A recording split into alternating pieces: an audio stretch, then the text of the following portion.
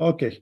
Today, my guest is Professor Adamantios Diamantopoulos. I'll keep my introduction short to maximize our time with him. In the next 30 minutes or so, we'll talk about Adamantios as a person.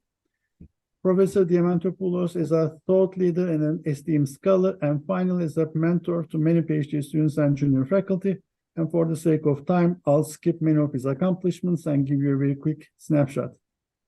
Diamantis is an AIB fellow. He was a senior fellow at the Dr. Theo and Friedl Schoeller Research Center, Germany, and a Schumpeter fellow. He has published over 170 journal articles, and he has over 46,000 citations. He has published in the top marketing and IB journals like Journal of Marketing Research, Journal of Academy of Marketing Science, International Journal of Research in Marketing, Journal of Service Research, Journal of International Marketing, Journal of Retailing, etc., etc. Based on citations, he is ranked number 8 worldwide among marketing scholars, number 4 worldwide based on publications in the top 6 international business journals during 1995 and 2015. He is also among the most prolific contributors to the Journal of International Marketing in terms of both published articles and citations. He received the Hans Thorelli Award 3 times from the American Marketing Association. Great accomplishment. And thank you, Adamantios, for joining us. Thank you for inviting me. First question, what did you want to become when you were a child? Well, it's so long ago, it's difficult to remember, but I do remember a period initially where I want to become an architect, of all things. But mostly I want to become a professional drummer. So Great. nothing to do with academia, nothing to do with IB or marketing. Now you're interesting. Perfect. Okay, where did you grow up?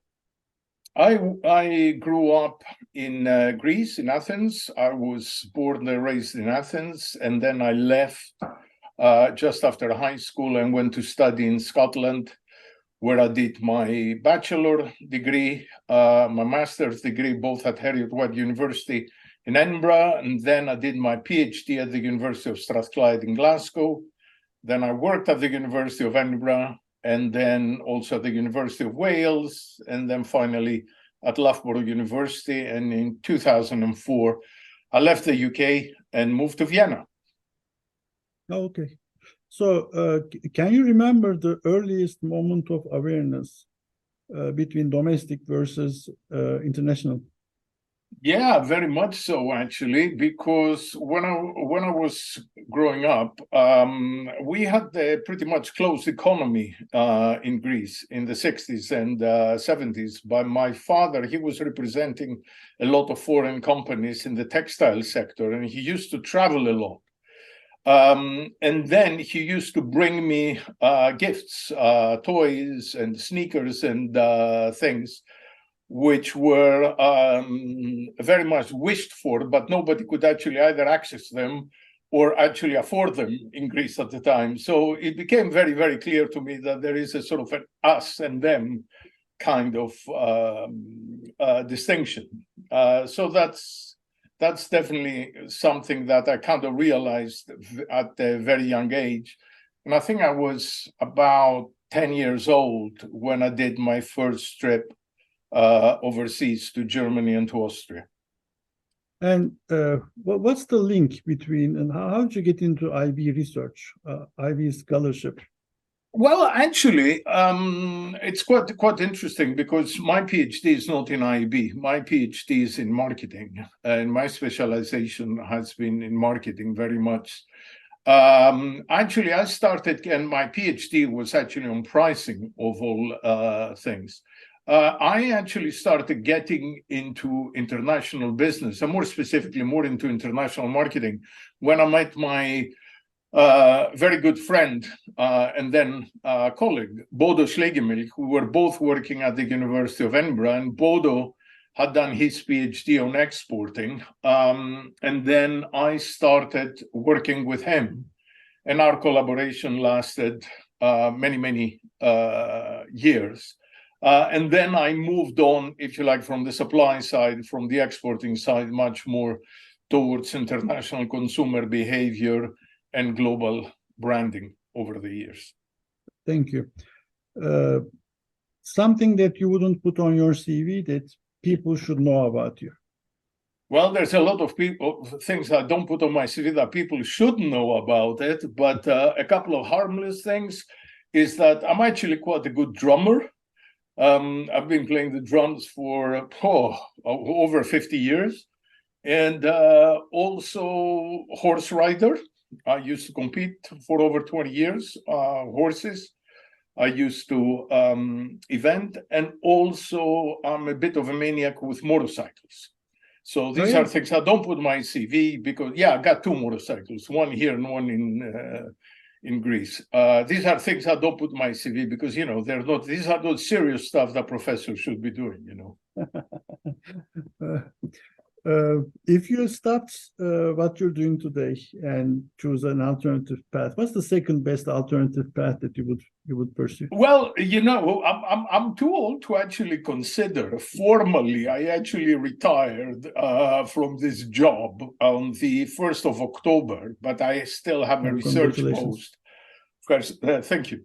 I still have a research fellow post at the University of Edinburgh, Vienna here. So on a serious note, actually, I've been thinking about that. And I was saying, what would be the alternatives I would have liked to have pursued? One thing would have been actually something to do with horses, competing with horses professionally, or playing the drums professionally. So nothing to do with academia, I'm afraid.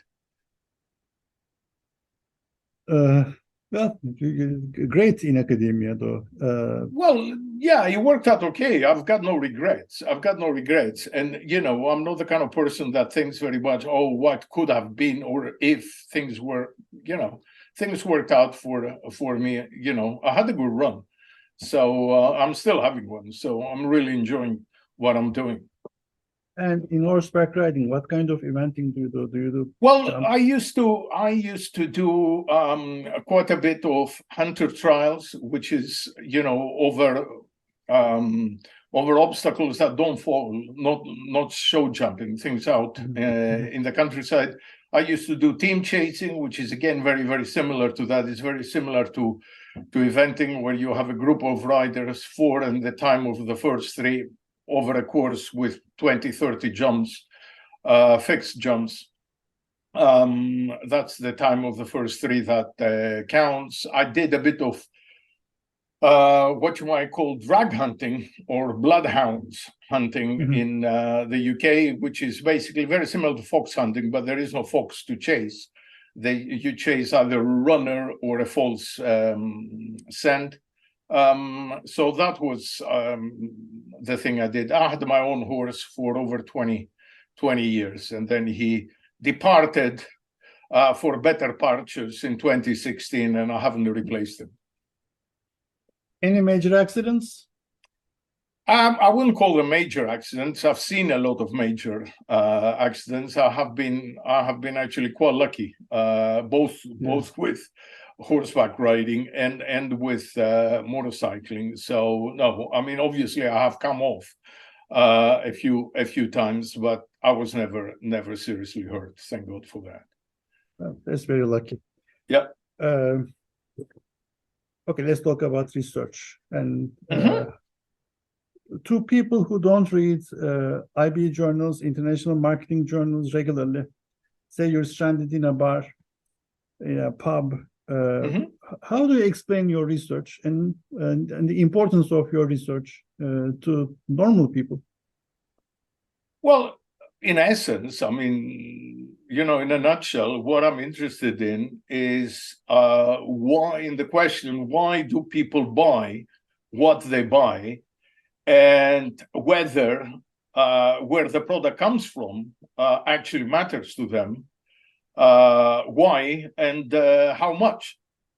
And I think it's quite an interesting area, because what we find quite a bit is that it's not really the sort of the rational consumer that's at play here very, very often. And there's all sorts of biases, which are actually quite interesting, that play up. So that is something which is, something I have been interested in for quite a while in doing research in the sort of broad area of country of origin and consumer dispositions, ethnocentrism, xenocentrism, cosmopolitanism, that kind of stuff. And omitted variables in IB research, things that you think we should have covered more of?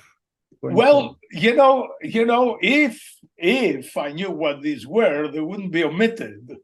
That's number one. And the other thing is, I don't know. I mean, I'm sure there is a lot of things that people could potentially look at.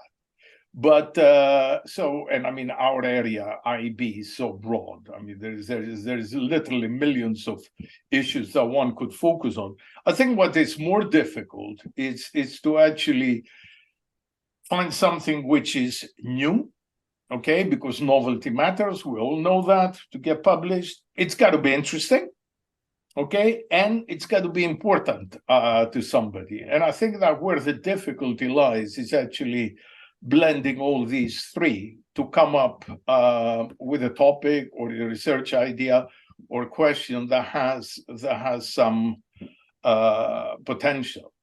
But out of the top of my head to tell you, what's missing, I'm curious. It's difficult to tell.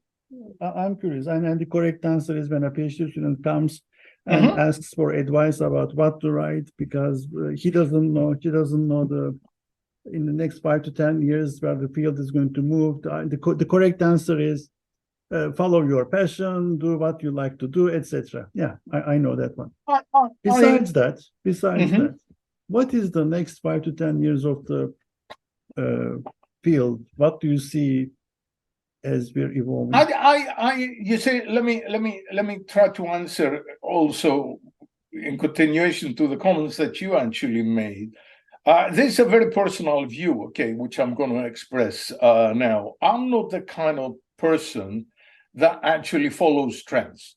I'm not the kind of person that sort of looks to find what is the next hot topic, because by definition, a hot topic today, it's going to be a cold topic in a few years' time. And we see these surges with lots of PhD students, jumping into a particular area, and doing a lot of research. And what happens afterwards, it's very, very difficult actually to after a few papers have been published, it becomes increasingly difficult to get in there, simply because there's so many people working in an area.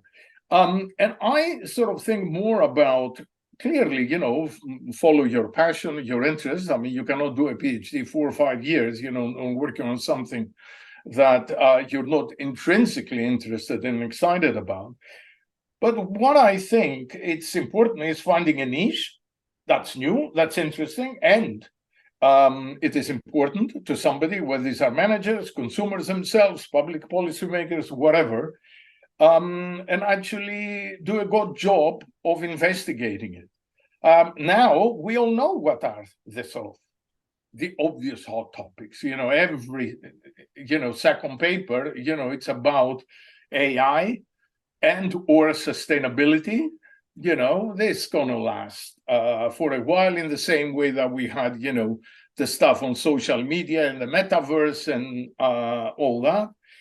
But one of the things that I think, I don't know whether it's the next big thing, but I think that's something that's coming out quite interesting, in perhaps a little bit indirectly, is this kind of idea of the extent of government intervention and the effects that might have, government policies which are well intended, I must emphasize, where they're at the end of the day also they sort of they start sort of impinging on people's freedom.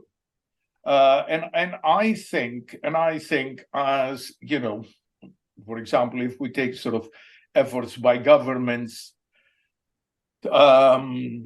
to protect the planet, the environment, etc., whether at the same time, a lot, if you like, of what you might call inverted commas, free decision making, free choice of consumers is actually being taken away. Again, I'm emphasizing this is, for the greater good, but it does have some implications also at the individual level.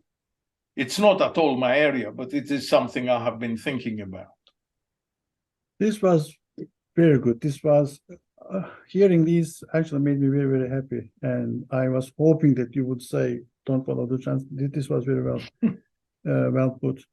The role of the government as a central planner, you obviously have thought about it. Let's just go back to the next question and then combine that idea. Sure. About evolution in IB from what it was and going forward, what is becoming. Obviously, we didn't start like this, right? In early 60s, 70s, going forward, 1980s, 90s, the IB has followed certain shocks, right? It went through certain cycles. What can you say about the evolution of the field? And it's very difficult for me. I'm the wrong person. I'll be honest with you, and I'm a straight shooter, so I won't pretend that I know the answer to this. Because, as I said to you beforehand, I mean, my main area has been actually coming in from marketing. Of course, I'm aware of the sort of the big things in IB, with the work on multinationals and the like. I don't quite honestly feel qualified to sort of, answer such a big question, simply because I'm really not that well informed in all areas of IB about, what we might have lost along the way and what we might have gained. I think it's a very kind of broad area, IB. And within it, there have been shifts. Like, for example, if we take international marketing as an area, there was a period where there was a lot of emphasis. For example, on export behavior. Okay. Then, of course, there was equally an emphasis by IB scholars and international marketing scholars on different kinds of internationalization paths. And then we went to go born globals and what you like. Then there has been more a sort of an emphasis going on to sort of global branding. Now there seems to be a backlash going towards more local branding and more localization. And of course, we are having all this sustainability dimension coming in quite strongly. Now, where we are going to end up, it's difficult to say, not least because on top of all of that, we have, if you like, this, if we can call it, the revolution in artificial intelligence, and what this might imply in general for business, but also in the way that we conduct research. But it's early days yet, I guess. Diamantis, your style is mesmerizing. I love it. Thank you.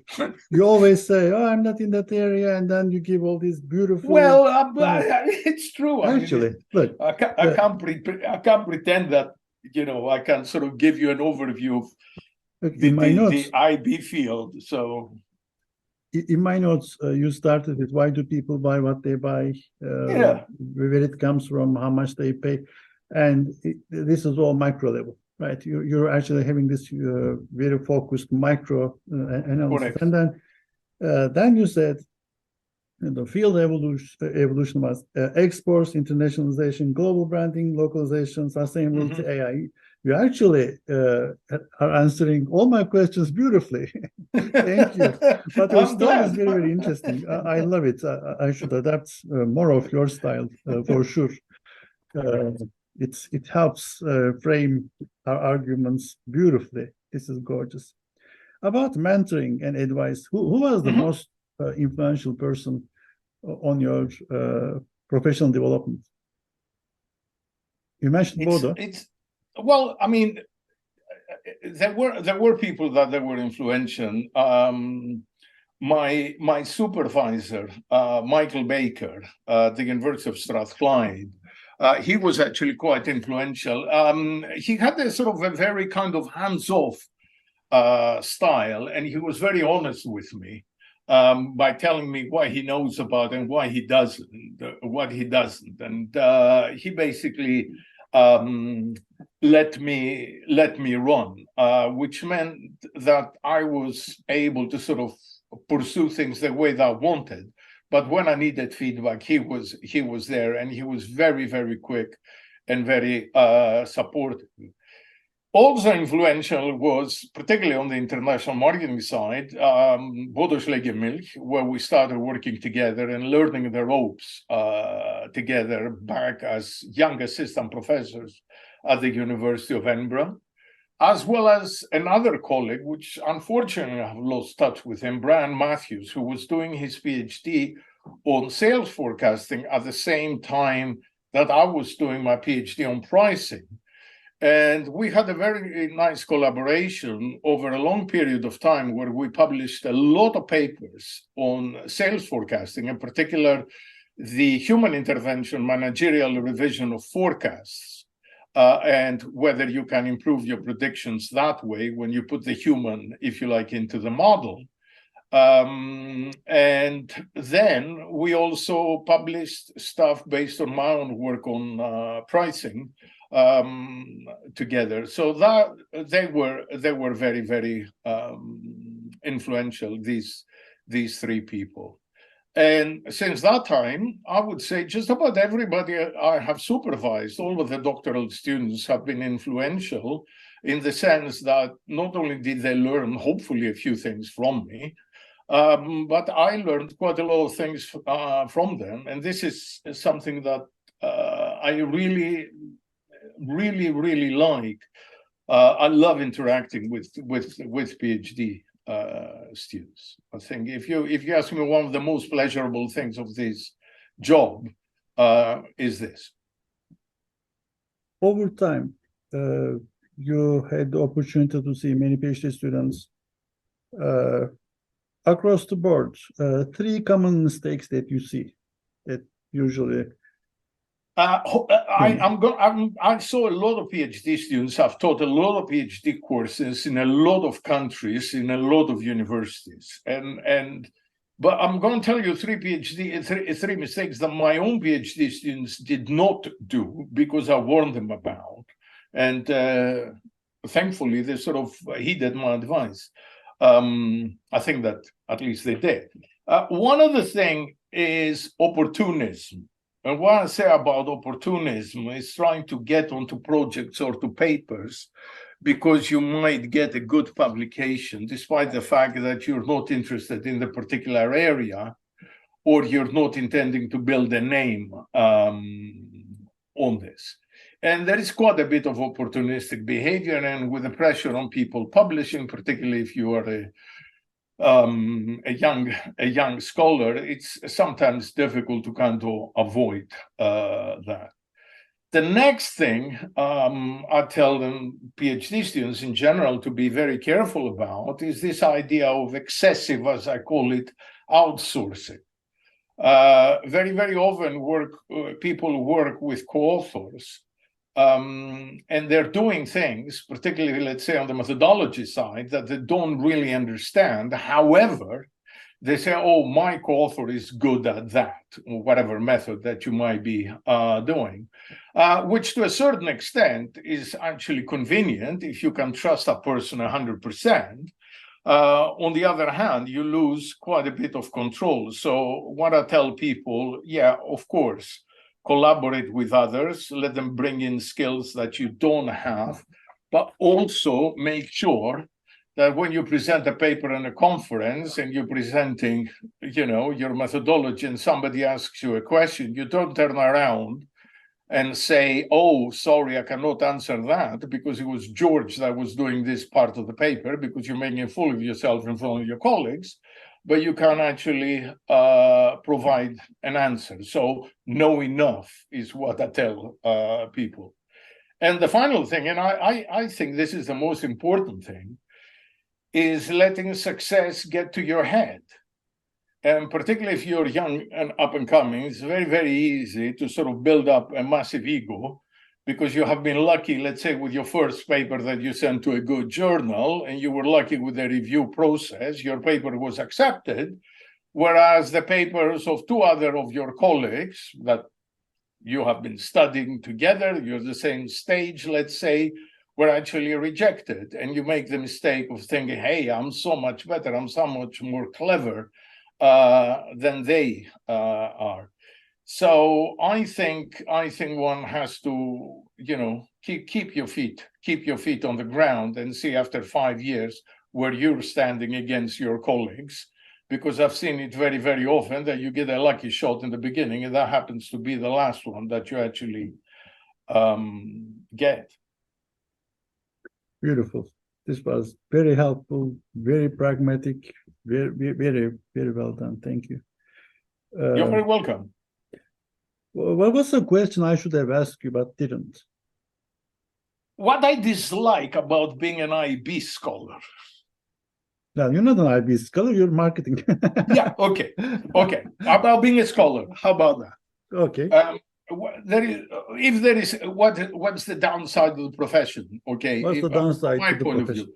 It's not as people would say, oh, how difficult it is to get published or things like this. This is something that you know about it, and you work with it and you deal with it, if somebody like myself, I'm the first person, incidentally, my family went to university. My parents didn't go to university. I don't come from, if you like, an academic family of any kind. So if somebody like me can sort of reasonably get along in academia, I believe that anybody can actually do that. What I dislike is the big egos. That is very much what I dislike, and they come in two versions. You have the big egos, who are to a certain extent justified because these people are good. But there is a lot of very, very good people that don't carry big egos with them, and I like these people more. And then, of course, you have the people who are not that great, but they still have big egos, and these are the ones that get on my nerves. I just had to say that. But that's me. Diamantis, I have a question about, actually just thought of something. Has the publishing been, do you see or have you observed a difference from the past to the current, the publishing style in journals? Is it getting more difficult? Is it getting easier? What are you thinking? Because what you mentioned before about comparison of the PhD students or junior faculty comparing themselves, leading to ego story. Right. Well, it's very difficult to answer this question because for two reasons. Okay, if you ask me if things are more difficult than they were, let's say, 20 years ago or 30 years ago, it's like you saying to me also, take away all your experience that you have gathered all these years and put it aside, because clearly over time you become more experienced. I think that what has happened, but this is something that always happens. I think that the demands will be increasing. It will, all other things being equal, being increasingly challenging to actually be successful. However, the support mechanisms that they're around today are so much better than they were in the past. Okay, now, I mean, when I was doing my PhD, okay, there wasn't a thing called Windows, let alone something like an internet or anything like that, let alone something like an electronic library. I had to fill in requests to get what are called interlibrary loans for journals that we couldn't get in the library. I had to run SPSS analysis, I remember, in a mainframe, in a VAX computer, and wait to get the output, right. you know, in this green paper that the airlines used to. So, I mean, you're talking about very, very, very different support structures at the time. There were no formalized PhD courses in Europe at the time. In terms, so the training was practically non-existent. So you had to do an awful lot more yourself. Okay. Nowadays, if you have a little bit of money and you want to get a sample, you know, it's not that difficult to actually get data. Those days, I mean, it was a very long, a painstaking process. So I wouldn't say, you know, because it's easy to either say, oh, the good old days, you know, they were so much better, or on the other hand, to sort of complain bitterly and say, oh, how much, you know, difficult this today. I don't think so. I think, you know, every time has, on the one hand, increased challenges, but at the same time, at least in academia, I mean, you do have much better support structures. So, you know, I don't know. At the end of the day, what's the net effect? You know, it's anybody's guess. Thank you, Adamantios. Thank you so much for your time, for these insights. I enjoyed it. I learned a lot. I'm sure the audience will agree with me. Thank you. Thank you very much for the invitation. I'm glad I managed to answer some of the questions. And of course, people now know some things about me that they didn't know before. That's right. Okay, thanks very much.